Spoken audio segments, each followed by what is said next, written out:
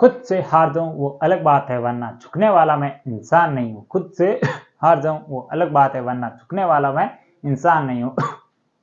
मुसीबतों से कह दो कि बदल दे अपनी दिशा, क्योंकि रुकने वाला मैं इंसान नहीं हूं। मुसीबतों से कह दो कि बदल दे अपनी दिशा, क्योंकि रुकने वाला मैं इंसान नहीं हूं। नमस्कार दोस्तों, आप सभी का हमारे YouTube चैनल पर स्वागत है। अगर आप आज हमारे YouTube चैनल पर पहली बार आए हैं तो चैनल को सब्सक्राइब और ये जो पास वाली घंटी दिखाई दे रही है इसे जरूर दबाएं, जिससे आने वाले वीडियो की नोटिफिकेशन सबको सबसे पहले मिलेगी और वीडियो को सबसे पहले देख पाएंगे।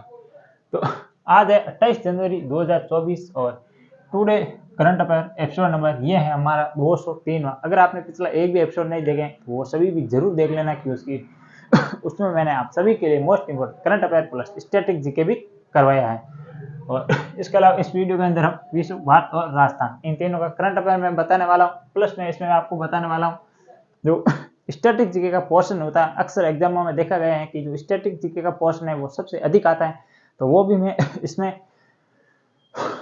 शामिल करवाने की कोशिश करूंगा। तो वीडियो अंत तक जरूर देखना और वीडियो को लाइक और चैनल को सब्सक्राइब नहीं किया तो वो भी जरूर कर देना। आज का पहला क्वेश्चन है वो है, हाल ही में किस संस्था द्वारा वैश्विक आर्थिक संभावना रिपोर्ट जारी की है। तो हाल ही में वो कौन सी संस्था है जिसके द्वारा वैश्विक आर्थिक संभावना रिपोर्ट जारी की है 2024 की। और इस रिपोर्ट में कहा गया है कि जब भी ये 2000 से लेकर 2024 तक इतने साल में सबसे कम गिरावट दर्ज की जाएगी 2024 के अंदर, तो ऑप्शन ए है वो आपका UNO, United Nation organisation. Option B है वो है वर्ल्ड बैंक, और इसका नंबर सी है IMF, इंटरनेशनल मॉनेटरी फंड। और नंबर 4 या नंबर 2 ऑप्शन डी है वो है आपका WHO। तो किसके द्वारा हाल ही में ये घोषणा की गई है कि संभावना वैश्विक रिपोर्ट जारी की गई है, किस संस्था द्वारा, तो ये की गई वर्ल्ड बैंक। वर्ल्ड बैंक इसके हम देखें तो स्थापना कब हुई, तो वर्ल्ड बैंक की स्थापना हुई थी वो हुई थी 1945 के अंदर। दो प्रमुख संगठन एक साथ स्थापना हुई थी, कौन कौन से था, तो एक था वर्ल्ड बैंक और एक था IMF। वर्ल्ड बैंक की स्थापना ब्रेटन वुड्स सम्मेलन से हुई थी, और कब हुई थी, 1945 के। इसके अलावा वर्ल्ड बैंक का मुख्यालय कहाँ है, तो वो है वाशिंगटन DC के अंदर, जो कि वाशिंगटन DC कहाँ है, USA के अंदर। तो ये भी आपको ध्यान रखना है, और ये रिपोर्ट जारी की गई। और इसके अलावा यूएनओ देखे तो यूएनओ की स्थापना कब हुई थी, तो 24 अक्टूबर को यूएनओ की स्थापना हुई, और यूएनओ दिवस मनाया जाता है प्रतिवर्ष 24 अक्टूबर को। और इसके अलावा IMF, इंटरनेशनल मॉनेटरी फंड, इसका मुख्यालय कहाँ पर है, वो है मनीला, फिलीपींस के अंदर। और इसके अलावा इसकी स्थापना कब हुई ये आपको कमेंट बॉक्स में बताना है। और इसके अलावा WHO, इसकी स्थापना कब हुई थी, तो इसकी स्थापना हुई थी 1948 के अंदर, और 7 अप्रैल 1948 को WHO की स्थापना हुई। और वर्तमान में कौन है इसके हेड ये आपको कमेंट बॉक्स में बताना है। और 7 अप्रैल को प्रतिवर्ष कौन सा दिवस मनाया जाता है, तो वो मनाया जाता है आपका विश्व स्वास्थ्य दिवस। तो ये होगा क्वेश्चन, और इसके बारे में ये जो अन्य जानकारी थी वो भी मैंने स्टैटिक जीके के अंदर कवर कर रहे हैं। आइए आगे बढ़ते हैं, देखते हैं आज का दूसरा क्वेश्चन। हाल ही में जारी SpaceX ने किस मिशन के तहत तुर्की के प्रथम अंतरिक्ष यात्री को स्पेस में भेजा है। तो आपको ये बताना है कि वो कौन से जो स्पेस मिशन है जिसके तहत तुर्की का प्रथम अंतरिक्ष यात्री को अंतरिक्ष में भेजा गया है, जिसका नाम है अल्फर ग्रेजगिन। तो ये भी आपको ध्यान है। तो ऑप्शन ए है वो है X4 मिशन, ऑप्शन सी है X3 मिशन, ऑप्शन सी है X5 मिशन, और ऑप्शन डी X10 मिशन। तो किस मिशन के तहत ये भेजा गया है, तो ये भेजा गया है X3 मिशन के तहत। ये भी आपको थोड़ा सा ध्यान रखना है। और इसके अलावा तुर्की की राजधानी क्या है, तो तुर्की की राजधानी है तुर्की। इसका पहला नाम तुर्की था, अब इसका नाम बदल के तुर्की कर दिया गया, ये भी आपको ध्यान रखना। और इसके अलावा इसकी राजधानी है वो है अंकारा, और इसकी मुद्रा है वो है आपकी लीरा। और इसके तहत ये इंपॉर्टेंट होने वाला है। और ये किस कंपनी द्वारा ये रॉकेट भेजा गया है, जो इसका नाम क्या है, स्पेसएक्स। आप सभी को पता होगा स्पेसएक्स किसकी है, तो एलन मस्क की प्राइवेट कंपनी है जो USA की है। और इसके अलावा इसके फाल्कन 9 रॉकेट के ये रॉकेट के तहत इस मिशन को भेजा। और इसके अलावा भारत का भी 1 जनवरी को एक रॉकेट प्रत्यारोपण किया था या भेजा था, एक्सप्रोसैट और POEM। ये 2 रॉकेट भेजे गए थे किसके तहत, तो वो भी फाल्कन 9 रॉकेट के तहत SpaceX जो इसकी कंपनी द्वारा भेजे गए। और ये कहाँ से भेजे जा रहे हैं, ये भी भेजे रहे कनेडी जो स्पेस सेंटर है USA, यहाँ से भेजे जाते हैं। और इसके अलावा आइए आगे बढ़ते हैं, देखते हैं आज का तीसरा क्वेश्चन। हाल ही में जारी किस देश ने विश्व कल्याण और लैंगिक समानता गठबंधन की स्थापना की घोषणा की है। तो हाल ही में वो कौन सा देश है जिसके द्वारा विश्व स्तर पर विश्व कल्याण और लैंगिक समानता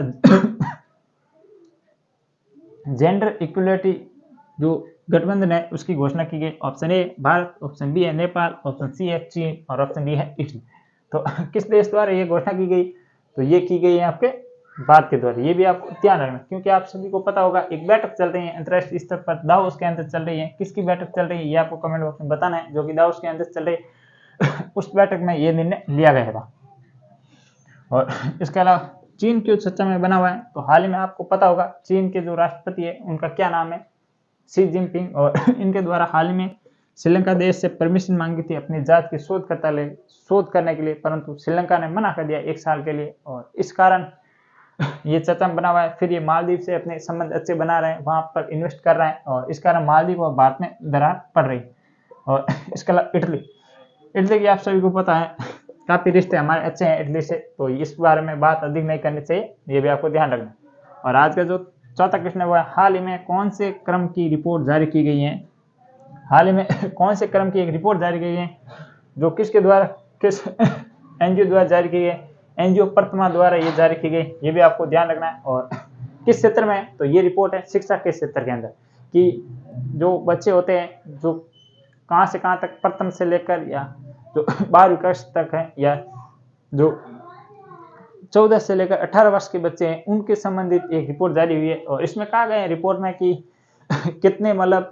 कितनी एजुकेशन क्या है इत्यादि पर बात की गई। एजुकेशन से रिलेटेड है, और ये कौन से क्रम की है? ऑप्शन ए है 18वां क्रम, ऑप्शन बी है 4था क्रम, ऑप्शन सी है 5वां क्रम और ऑप्शन डी है 19। तो कौन से क्रम की ये रिपोर्ट है? तो ये है आपकी 18वें क्रम की, ये इतना आपको ध्यान रखना है। और इसके अलावा चौथा स्थान भारत का किन किन रैंकों में चौथा स्थान है? तो 5 पावर इंडेक्स में भारत का चौथा स्थान है, और इसके अलावा जो शेयर मार्केट है इसमें भारत का चौथा स्थान है। और 19 से देखें तो हाल ही में 19 से एशिया गेम्स कहाँ पर हुए थे? हांगजू चीन के अंदर हुए, तो इतना आपको ध्यान रखना। और इसके अलावा कल एक क्वेश्चन पूछा गया था, ये नहीं, ये किसमें रैंक है भारत की? आपको कमेंट बॉक्स में बताना। और ये थे 4 क्वेश्चन जिसमें मैंने आपको विश्व और भारत का करंट अफेयर बताएं। स्पेशली ये 2 राजस्थान करंट अफेयर से क्वेश्चन है, तो इनको भी पीछे नहीं छोड़ेंगे, इनको भी करते हैं साथ में। तो आज का 5वां क्वेश्चन हुआ हाल ही में किस राज्य बीज निगम लिमिटेड का अध्यक्ष बनाया गया? तो हाल ही में ये राजस्थान से संबंधित है कि किसे राजस्थान बीज निगम लिमिटेड का नया अध्यक्ष बनाया गया है? ऑप्शन ए है वो है वैभव गोलदरिया, ऑप्शन बी है वैभव गहलोत, ऑप्शन सी है सुभाष शर्मा और ऑप्शन डी अल्पना कटेल। तो इनका इस विभाग का हाल ही में राज्य बीज निगम लिमिटेड किसे अध्यक्ष बनाया गया? तो ये बने गए वैभव गोलारिया, ये भी आपको थोड़ा सा ध्यान रहे। और इसके अलावा अल्पना कटेजा ये किस विश्वविद्यालय से संबंधित है? तो ये है आपकी राजस्थान विश्वविद्यालय जो आरयू है जयपुर के अंदर स्थित है, इसकी स्थायी कुलपति है, ये भी आपको थोड़ा सा ध्यान रहे। और आज जो 6वां क्वेश्चन है वो है हाल ही में स्कूलों में सूर्य नमस्कार को अनिवार्य कब से किया जाएगा? तो ये हमारे राजस्थान में शिक्षा मंत्री है दिलेवर खान, तो ये आपको ध्यान दिलेवर, तो उनके द्वारा हाल ही में घोषणा की गई है कि 15 फरवरी से स्कूलों के अंदर सूर्य नमस्कार अनिवार्य कर दिया जाए। अब ये 15 तारीख क्यों ले गई? इसका पीछे लॉजिक ये है कि उस दिन एक अच्छा दिन है और सूर्य सप्तमी है, ऐसा कुछ कोई तैयार है, उस कारण ये दिन लिया गया। तो ये थे आज के कुल 6 क्वेश्चन। वीडियो कैसा लगा मुझे कमेंट बॉक्स में जरूर बताना। आशा करता हूँ वीडियो आपको अच्छा लगा होगा। वीडियो अच्छा लगा तो वीडियो लाइक और चैनल को सब्सक्राइब भी जरूर कर देना। और अगर आप स्पेशल राजस्थान किसी एग्जाम की तैयारी करें तो हमारे द्वारा जो जिला दर्शन चला रही है उसे भी जरूर देखा करें। तो आज के लिए इतना ही, कल फिर मिलेंगे इसी जोश और जुनून के साथ। तब तक के लिए जय हिंद जय भारत।